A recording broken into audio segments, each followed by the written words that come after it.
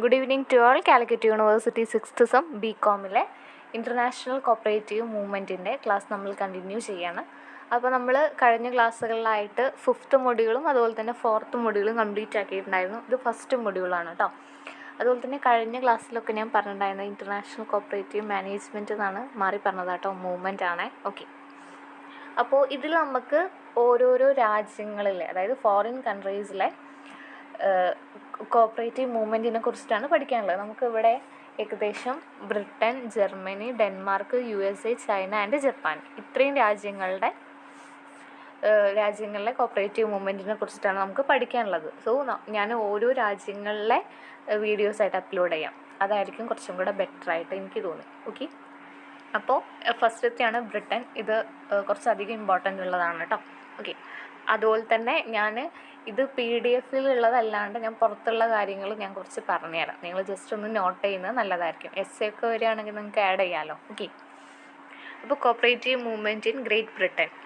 Britain is the birth place of cooperative movement in the world. അതായത് വേൾഡിലെ തന്നെ cooperative movement ഒരു birth place ആണ് എന്ത് പറയുന്നത്, ബ്രിട്ടൻ എന്ന് പറയുന്നത്. ഓക്കെ, അതുപോലെ തന്നെ Great Britain is the homeland of cooperative store movement.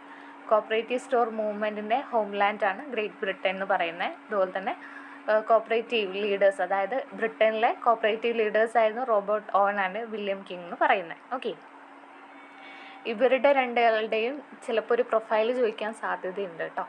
ഇനി essay ഒക്കെ വരികയാണെങ്കിൽ ഇവരുടെ പ്രൊഫൈൽ ഒന്ന് അറിഞ്ഞിരിക്കുകയാണെങ്കിൽ അത് എഴുതിയാൽ നമുക്ക് പേജിൻ്റെ എണ്ണം കൂട്ടാൻ വേണ്ടിയിട്ട് ഹെൽപ്പ് ചെയ്യും. ഓക്കെ, അതുപോലെ തന്നെ early experiment on cooperation in Britain. ഇത് മേ ബി 2 മാർക്കിൻ്റെ ക്വസ്റ്റ്യനും വരാം, അതുപോലെ തന്നെ 5 മാർക്കിൻ്റെ ക്വസ്റ്റ്യനും വന്നേക്കാം. 2 മാർക്കിൻ്റെ ക്വസ്റ്റ്യൻ ചിലപ്പോൾ ഫ്രണ്ട്ലി സൊസൈറ്റീസ് ഒക്കെ എന്താണെന്ന് ചോദിക്കാൻ സാധ്യതയുണ്ട്. Okay, it is an association of philanthropist. It helps the food and other necessities in bulk and supplying them to poor people at the cost price. അതായത് ഈ ഫ്രണ്ട്ലി സൊസൈറ്റീസ് എന്ന് പറയുന്നത് richest ആയിട്ടുള്ള ആളുകളുടെ ഒരു സൊസൈറ്റിയാണ്, അവരുടെ ഒരു ഗ്രൂപ്പ് ഓഫ് ഓർഗനൈസേഷനാണ് എന്ന് പറയുന്നത് ഈ ഫ്രണ്ട്ലി സൊസൈറ്റീസ് എന്ന് പറയുന്നത്. ഇവർ ഈ ക്യാഷ്, അതായത് മണി, അതുപോലെ തന്നെ ബൾക്കായിട്ട് ഇവർ പർച്ചേസ് ചെയ്യും. എന്നിട്ട് അത് റീസണബിൾ പ്രൈസിൽ ആർക്ക് കൊടുക്കും, പാവപ്പെട്ട ആളുകൾക്ക് കൊടുക്കും. Who contributed money purchased goods and other consumer goods in bulk and supplied them to poor at cost price. കുറഞ്ഞ പ്രൈസിൽ ഈ പാവപ്പെട്ട ആളുകൾക്ക് കൊടുക്കും. അതാണ് ഫ്രണ്ട്ലി സൊസൈറ്റീസിൽ പറയുന്നത്. പക്ഷേ ഈ ഒരു ഫ്രണ്ട്ലി സൊസൈറ്റീസ് അധികകാലം നീണ്ടു നിന്നില്ല. കാരണം ഒരാൾ കൊടുക്കാനായിട്ടും ഒരാളത് വാങ്ങിക്കാൻ വേണ്ടിയിട്ടും നിൽക്കുകയാണ്. One was giving and help and other was receiving help. One was helped by others. അതായത് ഒരാൾ തന്നെ ഇങ്ങനെ, ഒരാളല്ലെങ്കിൽ കുറച്ച് പേര് തന്നെ ഒരു ഗ്രൂപ്പ് ഓഫ് പേഴ്സൺസിനെ ഇങ്ങനെ ഹെൽപ്പ് ചെയ്തുകൊണ്ടിരിക്കുകയാണ്. അപ്പോൾ അതുകൊണ്ട് തന്നെ ആ ഒരു ചാരിറ്റബിൾ ഓർഗനൈസേഷൻ അധികകാലം നീണ്ടു നിന്നില്ല. ഫ്രണ്ട്ലി സൊസൈറ്റീസ് വേഗം എന്ത് ചെയ്തു, അടച്ചുപൂട്ടി. ഓക്കെ, അതാണ് ഫ്രണ്ട്ലി സൊസൈറ്റീസിൻ്റെ കേസിൽ പറയുന്നത്. അത് കഴിഞ്ഞിട്ട് പിന്നെ നെക്സ്റ്റ് പറയുന്നതാണ് ട്രേഡ് യൂണിയൻ മൂവ്മെൻറ്റ്.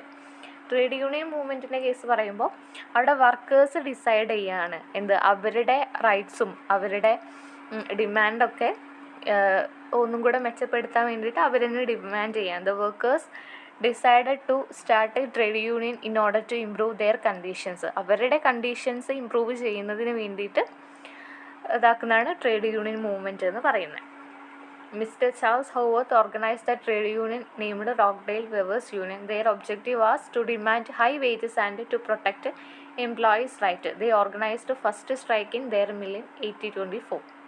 ഓക്കെ, പിന്നെ നെക്സ്റ്റ് പറയുന്നതാണ് കോപ്പറേറ്റീവ് മൂവ്മെൻറ്റ്. ഈ ട്രേഡ് യൂണിയൻ മൂവ്മെൻറ്റും അതുപോലെ തന്നെ ഫ്രണ്ട്ലി സൊസൈറ്റീസ് ഒന്നും അധിക കാലം നീണ്ടു നിന്നിട്ടില്ല കേട്ടോ. After the failure of friendly societies and the trade union movement, idea of cooperation originated in the workers' mind.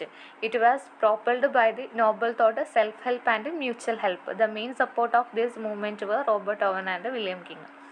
അതായത് ഫ്രണ്ട്ലി സൊസൈറ്റീസും ട്രേഡ് യൂണിയൻ മൂവ്മെൻറ്റും ആ ഒരു രണ്ട് ഐഡിയ എന്ത് ചെയ്തു, ഫെയിലായി. അങ്ങനെ പിന്നെ അവരുടെ കോപ്പറേറ്റീവ്സിൻ്റെ മൈൻഡിൽ നോബൽ തോട്ടാണ് എന്ത് പറയുന്നത്, self help and mutual help എന്ന് പറയുന്നത്. അതായത് അതായത് ഞാൻ നിങ്ങളെ സഹായിക്കുമ്പോൾ നിങ്ങൾ എന്നെ സഹായിക്കും. അങ്ങനെ ഇപ്പോൾ ഫ്രണ്ട്ലി സൊസൈറ്റീൻ്റെ കേസിൽ ഒരാൾ സഹായിക്കാൻ വേണ്ടിയിട്ട് ഒരാളത് അക്സെപ്റ്റ് ചെയ്യാൻ വേണ്ടിയിട്ട് മാത്രം ഇരിക്കുകയായിരുന്നു. അതുകൊണ്ടാണ് അത് ഫെയിലായത്. ഓക്കെ, അപ്പോൾ ഇവിടെ സെൽഫ് ഹെൽപ്പ് ആൻഡ് മ്യൂച്വൽ ഹെൽപ്പാണ്. അങ്ങനെയാകുമ്പോൾ അത് നീണ്ടു പോവാം. അപ്പോൾ the main support of this movement were Robert Owen and William King ആയിരുന്നു. അതിന് സപ്പോർട്ട് ചെയ്തിട്ടുണ്ടായിരുന്നത്. റോബർട്ട് ഓവൻ്റെ ഒരു പ്രൊഫൈലാണ് ഇവിടെ കൊടുത്തിട്ടുള്ളത്.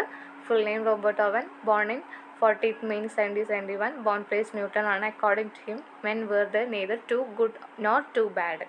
പിന്നെ അദ്ദേഹം ചെയ്തതാണ് he reduced working time of his വർക്കേഴ്സിൻ്റെ വർക്കിംഗ് ടൈം റിഡ്യൂസ് ചെയ്തു.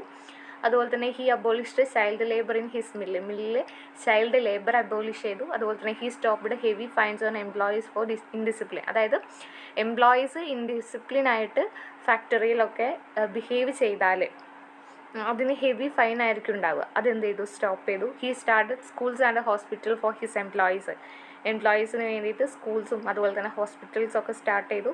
പിന്നെ he contribution towards cooperative movement is valuable. Okay, ഇതാണ് റോബർട്ട് ഓവൻ്റെ ഒരു പ്രൊഫൈൽ പറഞ്ഞ് പഠിച്ചു വെക്കുക കേട്ടോ. പിന്നെ സ്റ്റാർട്ട് ചെയ്ത് കോപ്പറേറ്റീവ് കോളനീസ്. പിന്നെ നെക്സ്റ്റ് പറയുന്നതാണ് വില്യം കിങ്ങിൻ്റെ ഫുൾ നെയിം വില്യം കിങ്. ജനിച്ചുള്ളത് 1865 April 17 ബോൺ പ്ലേസ് ഇംഗ്ലണ്ടിലാണ്. അയാൾ ഒരു ഫിസിഷ്യനാണ്. പിന്നെ ഹീസ് എ ക്രിസ്ത്യൻ സോഷ്യലിസ്റ്റ് ആണ്. പിന്നെ he was known as father of cooperative എഡ്യൂക്കേഷൻ്റെ ഫാദറാണ് ആര് പറയുന്നത്? വില്യം കിങ് എന്ന് പറയുന്നത്. പിന്നെ he was develop first journal in cooperative field. Cooperator എന്നുള്ളൊരു ഫസ്റ്റ് ജേണൽ എന്ത് ചെയ്തു? ഡെവലപ്പ് ചെയ്തു. ഇത്രയും കാര്യങ്ങൾ നിർബന്ധമായിട്ടും പഠിച്ചു വെക്കുക. പിന്നെ പ്രിൻസിപ്പിൾസ് ഓഫ് റോക്ക്ഡെയിൽ സൊസൈറ്റി നിങ്ങൾക്ക് അറിയുന്നുണ്ടായിരിക്കും എന്ന് വിചാരിക്കുന്നു. നമുക്ക് 5th സെമ്മിൽ ഉണ്ടായിരുന്നതാണ്. Open membership, democratic control, limited interest on share capital, cash sale at market rate, sales at the market rate, education of members, political and religious neutrality. Okay, open members എന്ന് പറയുമ്പോൾ അവിടെ എല്ലാവർക്കും മെമ്പർ ആവാൻ കഴിയും. സ്റ്റോറിൽ എങ്ങനെയാണ്? അവിടെ നോ റെസ്ട്രിക്ഷൻസ് ഒന്നുമില്ല. മെന്നാണെങ്കിലും വുമൺ ആണെങ്കിലും. അതുപോലെ തന്നെ പാവപ്പെട്ടവനോ പണക്കാരനോ അതുപോലെ തന്നെ റിലീജിയൻ ബേസ് ചെയ്തിട്ടോ കാസ്റ്റ് ബേസ് ചെയ്തിട്ടോ അങ്ങനെയൊന്നുമല്ല. ഓപ്പൺ മെമ്പർഷിപ്പാണ്. പിന്നെ ഡെമോക്രാറ്റിക് കൺട്രോൾ എന്ന് പറയുമ്പോൾ സൊസൈറ്റി മാനേജ് ചെയ്യുന്നത് അവിടുത്തെ മെമ്പേഴ്സ് തന്നെയായിരിക്കും. വൺ മാൻ വൺ വോട്ട് എന്നാണ് പ്രിൻസിപ്പിൾസിൽ. പിന്നെ limited interest on share capital, cash sales എന്ന് പറയുമ്പോൾ അവിടെ എന്തില്ല? ക്രെഡിറ്റ് അലൗഡ് അല്ല, അതാണ് പറയുന്നത്.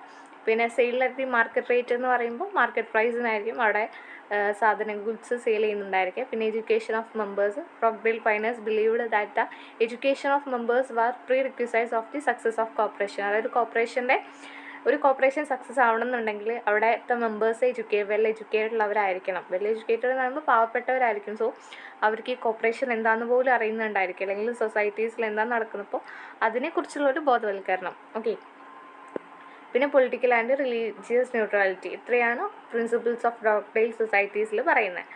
പിന്നെ നെക്സ്റ്റ് പറയുന്നതാണ് റോക്ക്ഡെയിൽ പൈനേഴ്സ് എന്നുള്ളത്. Rochdale friendly society cooperative society was formed in 1830 1830 അതെന്ത് ചെയ്യുന്നത്? ഫോം ചെയ്യുന്നുള്ളത്. 1840 ആയപ്പോഴത്തേനും റോക്ക്ഡെയിൽ എന്തായി? ഇങ്ങനെ ഭയങ്കര ലയബിലിറ്റി അങ്ങനത്തെ ഒക്കെ ആയിപ്പോയി. പിന്നെ 1844 established a cooperative society with unlimited ലയബിലിറ്റിയോട് കൂടിയിട്ട് ഒരു കോപ്പറേറ്റീവ് സൊസൈറ്റി എന്ത് ചെയ്തു? എസ്റ്റാബ്ലിഷ് ചെയ്തു. അതാണ് എന്ത് പറഞ്ഞത്? റോക്ക്ഡെയിൽ ഇക്വിറ്റബിൾ പൈനിയർ സൊസൈറ്റി എന്ന് പറയുന്നത് 1844. ഓക്കെ, ചാൾസ് ഹോവർത്ത് ആയിരുന്നു അതിൻ്റെ ലീഡർ. ഓക്കെ, അപ്പോൾ ആദ്യം Rochdale friendly cooperative society formed in 1830. പിന്നെ 1840 ആയപ്പോൾ, അതായത് ഒരു 10 വർഷമായപ്പോഴത്തേനും അതിൻ്റെ സിറ്റുവേഷൻ എന്തായി? കണ്ടീഷൻ മോശമായി. അങ്ങനെയാണ് കോപ്പറേറ്റീവ് ഒരു അൺലിമിറ്റഡ് ലയബിലിറ്റിയിൽ ഒരു കോപ്പറേറ്റീവ് സൊസൈറ്റി എസ്റ്റാബ്ലിഷ് ചെയ്യുന്നത് 1844. അതിൻ്റെ പേരാണ് റോക്ക്ഡെയിൽ ഇക്വിറ്റബിൾ പൈനേഴ്സ് സൊസൈറ്റി എന്നുള്ളത്. ഓക്കെ, പിന്നെ അതിൻ്റെ ഒബ്ജക്റ്റീവ്സ് ആണ് പറയുന്നത്. Objectives of Rochdale societies to open a store to supply to the members provisions clothing. പിന്നെ to arrange education of members as well as their children. അതായത് മെമ്പേഴ്സിന് അതുപോലെ തന്നെ അവരുടെ ചിൽഡ്രന് എഡ്യൂക്കേഷൻ എന്ത് ചെയ്തു? അറേഞ്ച് ചെയ്തു. To build or purchase houses for the members. അതായത് വീടുകൾ ഒന്നുകിൽ ഉണ്ടാക്കി കൊടുക്കുക, അല്ലാതെ റെഡിമെയ്ഡ് ആയിട്ടുള്ള സാധനങ്ങൾ വാങ്ങിച്ചു കൊടുക്കുക. വീടുകൾ കേട്ടോ, അതാണ് build or purchase houses for the members. To produce articles which may provide employment to members. To establish self supporting home colony for the members. To open hotels for the benefits of the members. Hotel മുറികൾ, അതൊക്കെ അതാണ് objectives of Rochdale സൊസൈറ്റിയുടെ case പറയുന്നത്. പിന്നെ next പറയുന്നതാണ് why Rochdales are called the pioneers. എന്തുകൊണ്ടാണ് റോക്ക്ഡെയിൽസിനെ pioneers എന്ന് വിളിക്കാനുള്ള കാരണം? ഫസ്റ്റ് പറഞ്ഞാണ് the started the first successful stores in England. പിന്നെ ഇത് ICA പ്രിൻസിപ്പിൾസിനെ ബേസ് ചെയ്തുകൊണ്ടുള്ളതാണ്. Face lift to the cooperative movement. Pioneers were the renowned person of the period. Members include trade union men of high visions. Aim to change socio economic condition. അതായത് അതിൻ്റെ aim എന്ന് പറയുന്നത് മെമ്പേഴ്സിൻ്റെ socio economic condition change ചെയ്യുക എന്നുള്ളതായിരുന്നു. They successfully organise cooperative wholesale society in England. പിന്നെ cooperative wholesale CWS 1863 EB മീലാണ് അത് എന്ത് ചെയ്യുന്നത് സ്റ്റാർട്ട് ചെയ്യുന്നത്. അതിൻ്റെ ഹെഡ് ക്വാർട്ടേഴ്സ് എന്ന് പറയുന്നത് മാഞ്ചസ്റ്ററിലായിരുന്നു. മെമ്പർഷിപ്പ് എന്ന് പറയുന്നത് membership is open to consumer retail society. പിന്നെ each member of society should purchase share with £5. പിന്നെ factors leading success consumer cooperative movement in India. അതായത് ബ്രിട്ടനിൽ കൺസ്യൂമർ കോപ്പറേറ്റീവ് മൂവ്മെൻറ്റ് സക്സസ് ആവുന്നതിന് കാരണമായുള്ള ഫാക്ടേഴ്സ്. അതിൽ ഫസ്റ്റ് പറയുന്നതാണ് England became first country where industrial revolution took place. The workers have common standard of life and wants. Britain take large scale production reducing price minimum. Large membership of the primary stores. Consumer stores in Great Britain way financially strong. Women played an important role in the success. Efficient management, strict adherence to cooperative principles. Okay, ഇത്രയാണ് ബ്രിട്ടൻ്റെ കേസിൽ പറയാനുള്ളത്. Points നിങ്ങളെല്ലാവരും പഠിച്ച് വെക്കുക. അതിൻ്റെ ഉള്ളിൽ explanation നിങ്ങളെ കൊണ്ട് പറ്റുന്ന രീതിയിൽ നിങ്ങൾ ചെയ്താൽ മതി കേട്ടോ. ഓക്കെ, അപ്പോൾ ഇത്രയും പറഞ്ഞതിൽ വല്ല ഡൗട്ട്സ് ഉണ്ടെങ്കിൽ കമൻറ്റ് ചെയ്യുക. നിങ്ങൾ നിങ്ങളുടെ ഫ്രണ്ട്സിനൊക്കെ ഷെയർ ചെയ്ത് കൊടുക്കുക കേട്ടോ. Thank you.